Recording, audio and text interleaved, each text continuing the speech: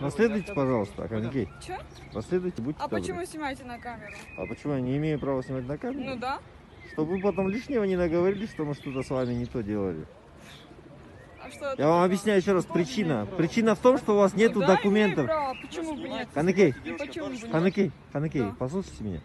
Мы не знаем, кто вы и откуда вы, правильно? Ну да. Вот для этого вы пройдите Свердловский РОВД, вашу личность установят, скажут вам, что больше так ходить нельзя, здесь ходить без причины нельзя, В только смысле по... без причины? В Именно смысле? причина была? Чрезвычайное положение, я вам еще раз объясняю. Мы здесь тоже И? не просто так ходим. Ну да. Вы можете выходить ваша только в работа или аптеку, что в такое? больницу и за едой. Все. Вы куда ходили? Куда ходили? Да. У меня пробежка была. Пробежка была? Вообще, Нельзя. только в 3 случаях. В аптеку, в больницу, либо за продуктами. У вас нет соответствующих документов. Все должны иметь